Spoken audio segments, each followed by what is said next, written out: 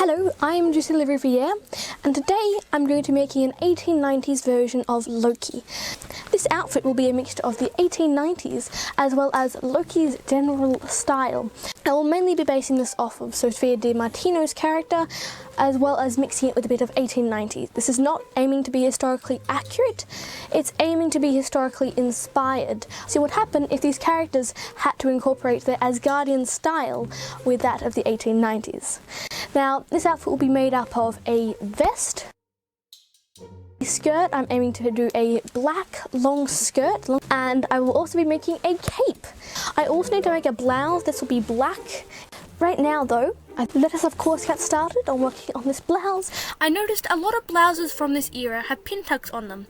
They also commonly have large sleeves that become smaller at the wrist. Blouses could also have a collar neck thing. I wanted to incorporate all three of these things, and so comes my design. I knew it would change as I went along, but here is what I was aiming for. A V-piece at centre front. I thought this could work quite nicely with the V on the vest. On the front I also would have pin tucks. These would be fairly close together and I would have a lot of them. The back panels would be simple and the blouse would have a curved cut collar. There would be big sleeves that would come to a velvet cuff below the elbow. The blouse would be front closing with buttons. Once I had my design, I could begin creating a pattern. I ended up making 3 mock-ups in total. I used measurements to create all my different pattern pieces. I had a vague idea of what shape I wanted it to be, and I could plug my own measurements into that and vaguely plot them out. It was rather dreadful though. It had gathering at the front and this looked rather bad. However, I liked the 2 back pieces, so I decided to take a pattern from them, and a modified version of them ended up getting into the final blouse. The second mock-up was better, but I didn't have enough pin tuck. It also had an unnecessary strip that I ended up taking out. Now, I find blouses to be extremely hard to make, and to be honest, this is only the second one I've ever made, the first of which was only a few weeks ago. The third mock-up was much better. I figured out how many pin tucks I wanted, although I didn't put them all in because life's too short for that. I created a sleeve and cuff mock-up as well, and those turned out great. Now that I had a pattern, I could begin working on the real thing. I first cut out my back pieces, which by this point had become quite wide and much taller. However, this was possibly a little too much, as I ended up having to take a little bit out of the side piece. I used these pieces to cut out the others so that I didn't have to do the modifying process again. Most of my other pieces were just measurements, so I could begin plotting these. Then I did the 2 pin tuck pieces, the 2 V pieces, the collar, and its lining. I cut the sleeves out of a different fabric because I didn't have enough of the black poplin I was using for everything else. I cut out a curve at the top to make it sit better in the armhole. Then I could plot the cuff piece. This was again challenging, as most things to do with the cuff quite were. I cut this out of the stiffener as well, and then the velvet. I actually made this in quite an unusual order, but I'm going to order it in a way that makes more sense.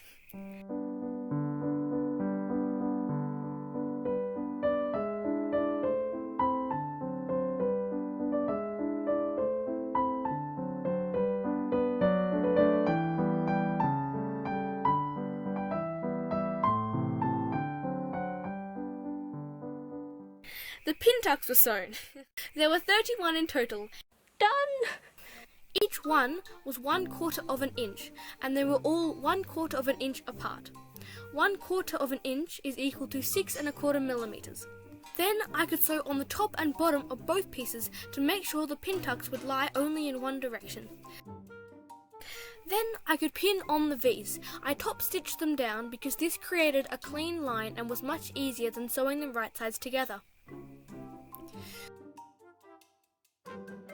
Then I could sew all 4 back pieces together. I did this with a French seam, so I sewed them right sides out, and then I clipped the seam allowance and sewed it again wrong sides out. All the raw edges are hidden and there is no visible stitching on the outside.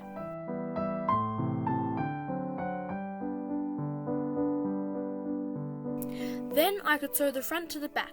This took quite a bit of pinning as there was too much fabric in the side pieces, and this made the pin tucks droop. This seam was also sewn with the French seam.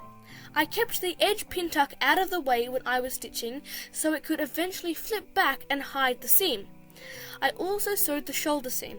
I also added 2 extra panels for the front. These were not going to be visible, but they were just because the pin-tuck pieces were too short, and when I was wearing the blouse they could flip up and untuck themselves. I hemmed them with a rolled hem, and then French seamed them to the blouse. I top-stitched all of this to keep it down, and it ended up looking quite sharp. Then I did a rolled hem for the rest of the blouse. Now the cuffs were quite tricky, as I didn't want a visible seam at the wrist. Instead, I wanted the velvet outside layer to curl over and in to the underside. So first I had to sew them wrong sides out, and then I top-stitched that, but that wasn't quite necessary. Then I pinned the velvet onto itself and sewed again.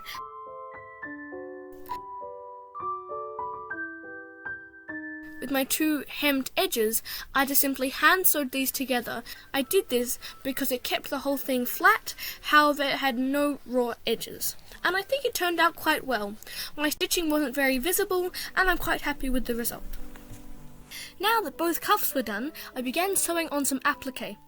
This was a fabric I'd had for a while. I cut 5 circles for each cuff, each one getting bigger. I did this because in the show, she actually has these circles on it, and it's a clever reference to the Enchantress, who is actually one of my favourite comic book characters. And I sewed them onto the cuff slightly overlapping, careful not to make the circles fray. I was now ready to attach the cuff to the sleeve, but first I had to prep the sleeve. This involved doing 2 gathering stitches, one at the base of the sleeve where the selvage is, this would gather onto the cuff, and another at the top of the sleeve which would gather onto the main part of the blouse. Then I could do a French seam to sew the sleeve together. Then I could attach that to the cuff. So I gathered the sleeve to the size of the cuff, and then I had to sew it down. However, this was a great challenge, as both sides had to fold down to hide the raw edges. I turned the cuff inside out to sew down the lining and stiffener layers. However, the velvet would be sewn from the right side of the fabric. Once that was done, I could sew the sleeves onto the blouse. First, I found the 4 quarter marks on the sleeve in the armhole. Then I matched these up. Once the sleeve was the right size, I could neaten up my gathers and begin sewing. In the future, I might bind these edges with black cotton tape, but for now I didn't worry about that. I can now work on the front opening. I folded down the edge and felled on a piece of cotton tape. This would hem this edge, but as well as that, it would strengthen the buttons and buttonholes that I'd be soon sewing down. Then I could sew down the other side, but only in the places where there were 2 layers. Down the bottom, I didn't worry about it. The buttons and buttonholes placed there would work just well. I could then sew down my buttons. I did this with a thicker thread called top stitch. I used this for the buttonholes, the buttons, and the 1 hook and eye closure. I placed the buttons by eye, and they were quite easy to sew on. I found that 1/2 inch worked rather well for the size of my buttons. 1/2 inch is equal to 12.5 millimeters, or 1 centimeter and a quarter. I've never actually done buttonholes before, but I think these turned out quite well. Then I had to start on the collar. I sewed the lining and outer pieces together in a similar way to how I did the cuff, but nevertheless it was still quite hard to figure out. I also top-stitched around the top part of the collar, which made everything following a lot easier. So first, I had to do a running stitch around the top portions of the neck. I did this by hand, and it's interesting to note the differences between this and a machine gathering stitch. A machine gather is mostly made up of small gathers, but when you do it by hand, your stitches are further apart, and so you only have bigger gathers. Even though I sewed a gathering thread all the way around, I did not end up gathering anything that was too close to the front. I did this with the top stitch instead of right sides together for a cleaner finish. I cleaned up the edges, then I could hand fell down the other side. I felled down the raw edges, sewed on a hook and eye at the top, and I was done.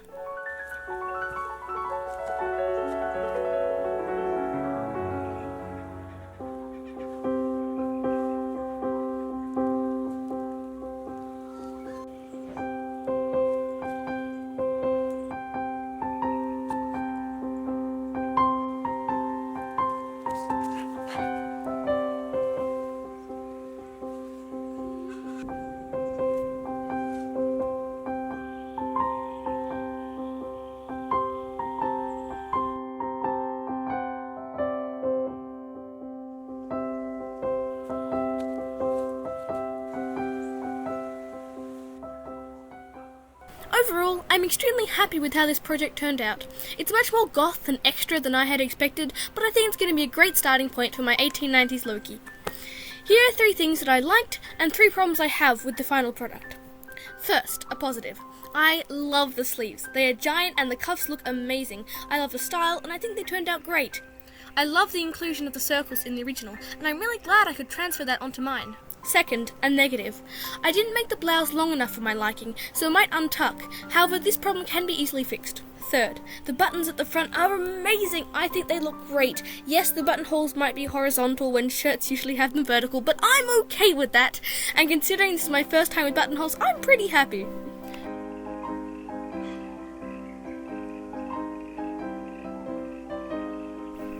The back kind of untucks, and it's really my main problem with the outfit. As well as that, the back's actually too tight, but the front's too loose, so it just ends up looking really terrible. 5. I absolutely love the pin tucks. They look amazing and are such a great detail. They're definitely worth the 1 day of work that they were. 6. I think I need to add a little closure at the neck. This could just be a button, another hook and eye, or possibly even a press stud. It's a quick fix, so I should hopefully get around to doing it. But without it, this part of the blouse just looks like it hasn't been done properly. I absolutely love this. I'm so excited for the other garments in the series. Feel free to subscribe if you want to see more of Lady Loki. Until then, goodbye.